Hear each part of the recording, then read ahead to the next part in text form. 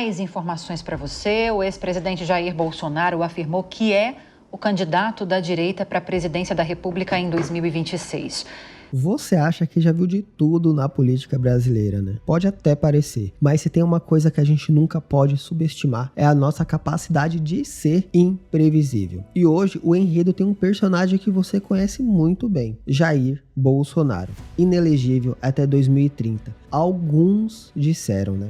Mas será que o jogo tá mesmo perdido? Ou seria só uma jogada estratégica esperando o momento certo? Nessa história tem muito mais do que a gente imagina. Um trama que mistura articulação política, um congresso pronto para mexer as peças do tabuleiro e o próprio Bolsonaro, claro, que já avisou: se não sou eu, quem vai ser?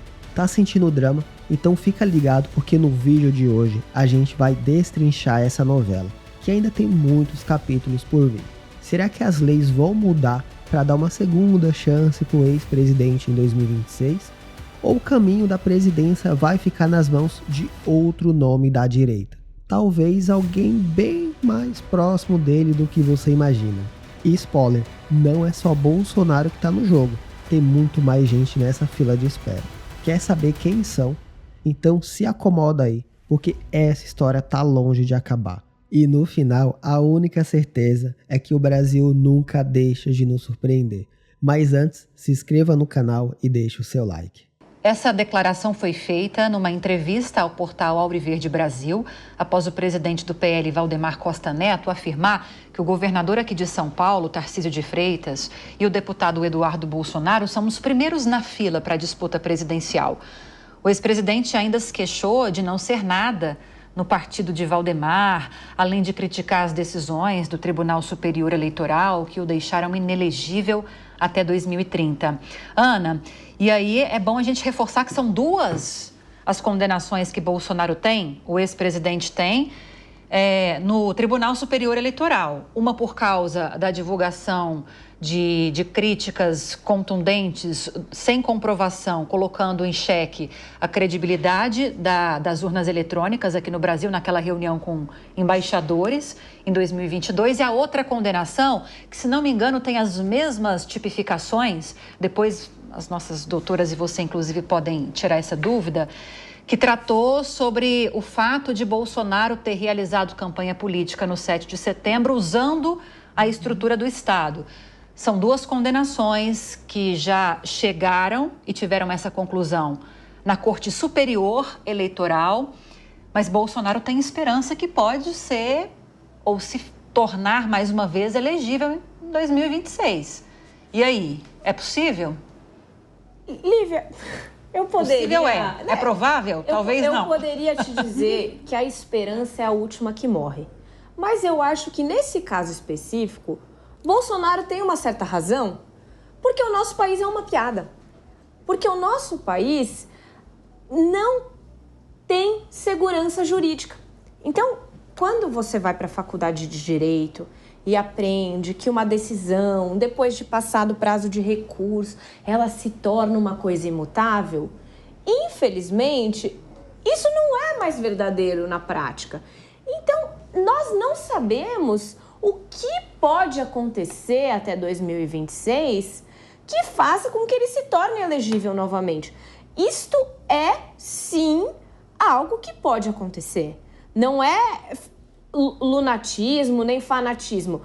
Nós estamos vivendo um momento de tamanha insegurança, não só jurídica, mas nas instituições como um todo, que ele tem certo direito de dizer que acredita que em 2026 estará elegível novamente, muito embora juridicamente falando isso seja pouco provável. Por quê? Porque existem elementos que fogem do jurídico e que podem fazer com que isso mude até lá. Quem ganha com isso? Ninguém. Porque se acontece hoje com ele, amanhã acontece com fulano, outro dia acontece com ciclano, e o país vira a bagunça que a gente está vendo hoje. Que ninguém sabe se pode candidatar, se não pode, se vai ser preso, se não vai ser preso. Só perdemos com isso. Eu sempre defendo que as coisas têm que ser investigadas, apuradas, quando necessário, judicializadas, da forma mais transparente e justificada possível. Porque só assim a gente consegue tirar do caminho todo aquele burburinho e alcançar um resultado que as pessoas realmente acatem. E tá vendo, ele não tá acatando a inelegibilidade dele. Hoje essa palavrinha tá que tá. Ele não tá acatando. E infelizmente, o nosso passado próximo faz com que a gente também tenha essa dúvida, que é muito ruim.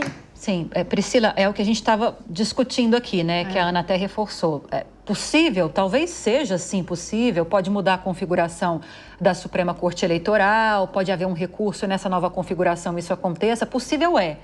Segundo muitos analistas, não sei se você concorda com isso. Mas a pergunta é provável que isso aconteça? Levando-se em consideração que ele está inelegível até 2030? 2030, isso, por abuso, né? Abuso de poder econômico, uso indevido dos meios de comunicação. Lívia, eu acho que dentro do Poder Judiciário, realmente, pode tudo acontecer, pode mudar entendimentos, né? Mas também é importante a gente falar que existe um outro instituto que eu acho que até é buscado, né? É a anistia. O que é a anistia? A anistia, ela é dada através de lei pelo Congresso Nacional e apaga todos, limpa a ficha criminal da pessoa. Então, eu não sei se isso já existe uma ideia, mas é possível que também... Está em discussão, hein? Então, está em discussão e se tiver maioria, passa a lei. Agora, vai ficar aquele negócio, né? Veta, não veta, mas passando é um dos mecanismos, né? A anistia é uma causa de extinção de punibilidade, onde o Estado abre mão do direito de punição. Então, limpa todos os efeitos. E eu acho que talvez ele possa estar acreditando nisso e também na Justiça. Nada obsta que a Justiça possa, eventualmente... a gente acompanhou o ex-presidente Lula, né? Que anulou. Ele recorreu às instâncias, superiores e verificou-se lá uma situação processual, houve a nulidade, voltou a status quo ante e aí a gente, ele ainda está respondendo. Então, não vejo problema algum, mas eu acho... sinceramente, bem remota a possibilidade de reversão, né, dessa questão aí, dessa inelegibilidade. E acho, foi, né? E eu acho, possível provável não sei, mas não é a única solução. Existem outros mecanismos que podem ser colocados, como é o caso da anistia, e me parece, aqui alguma coisa minha mesmo, ele está falando muito de uma forma muito incisiva que vai haver essa mudança, né? Ele se coloca, pelo que eu andei ouvi até aí em momentos anteriores, que ele fala, sou eu, o candidato sou eu, se não for eu vou deixar tudo, vou sumir do Brasil, alguma coisa nesse sentido. Jogar a toalha. Eu sumir do Brasil. Depois a esperança é a última que morre, vem quem acredita sempre ao Vou jogar a toalha. Então, eu acho que ele está bem, assim, como vou dizer, convencido de que vai reverter essa decisão, não é? E aí, nesse caso dele conseguir, ele se coloca já como candidato para 2026, com rusgas, né? O Valdemar jogando diretas, né? Um nocaute nele lá, falando, não tem nada de Tarcísio, sou eu, enfim. Eu acho que ele está bem convencido que ele vai reverter, Lívia. Eu não me lembro, mas até onde eu consigo me lembrar, Tânia, me parece... Vou dar uma olhada aqui para confirmar, tá? Se alguém tiver a informação, me corrija. Sim. Me parece que ficou claro, Valdemar disse que no caso de persistir esse cenário de inelegibilidade de Bolsonaro, os nomes que estão em primeiro lugar na fila são, primeiramente, Tarcísio de Freitas e citou também Eduardo Bolsonaro. Eu vou olhar, mas parece que ele não descartou Bolsonaro logo de cara, assim, nessa fala. Não sei se vocês chegaram a ver por vocês mesmas. Tudo é possível mesmo, como dissemos aqui, né? Os colegas disseram aqui. E ainda tem um fator. Há uma intenção aí, uma aceleração de um projeto de lei que desfigura a lei da ficha limpa, que é uma lei de 2010, que foi feita com base em iniciativa popular. E há até uma discussão se passar esse projeto de lei em regime de urgência no Senado, e falta muito pouco para isso acontecer, porque já está lá pautado, se há uma brecha, uma interpretação que permita que Bolsonaro consiga se livrar da inelegibilidade. É uma interpretação um pouco complicada. O projeto da anistia? Não, da mudança mesmo dos prazos da lei da ficha limpa. Tá. E aí ele ficaria... vamos dizer, se interpretar, é uma interpretação um pouco extensiva, né? Não é tão assim direta, mas se aprovada essa mudança da lei da ficha limpa, daí ele teria uma brecha para poder se candidatar. Então é um perigo, né? Um projeto de lei dessa magnitude dessa importância ser, independente de se envolver Bolsonaro ou não, mas esse tipo de discussão tem que ter audiência pública, não pode ser votado assim com essa urgência como eles estão tentando fazer lá no Senado, né? E é bem preocupante isso. Foi bom a Tânia lembrar essa questão dessa discussão sobre mudança na lei da ficha limpa, e eu até perguntei do projeto de lei da anistia, porque eu não sei qual seria o caminho a ser percorrido para se chegar a essa conclusão. Mas há um movimento no Congresso Nacional para aprovação desse projeto de lei da oposição, desse projeto de lei da anistia, que daria anistia para essas pessoas que participaram dos atos de 8 de janeiro, que de alguma forma poderia beneficiar Jair Bolsonaro. Então, acho que são dois movimentos diferentes, tentativas diferentes da oposição para que haja uma viabilidade dessa candidatura em 2026. E eu quero te ouvir se para você é algo que pode acontecer ou está muito longe disso. Eu acho que está tudo no seu lugar, Lívia, tudo devidamente no seu lugar. Valdemar no lugar de Valdemar, Bolsonaro no lugar de Bolsonaro e os congressistas articulando em seus lugares. Por que eu digo isso? Valdemar é presidente do PL. Cabe a ele pensar alternativas caso uma anistia Bolsonaro não seja aprovada e em 2026, de fato, Bolsonaro siga inelegível. Então, cabe ao Valdemar pensar, bom, para onde meu partido anda, já que o meu partido hoje tem uma figura central que é Jair Bolsonaro, é com base nele que eu estou elegendo gente, é com base nele que eu estou ostentando todo o meu projeto, ancorando meu projeto de poder. Só que, claro, Valdemar é um político e ele fala isso e ofende Bolsonaro. Alguém tem que avisar os dois que essa relação dos dois é um pouco tóxica. Sim. Né?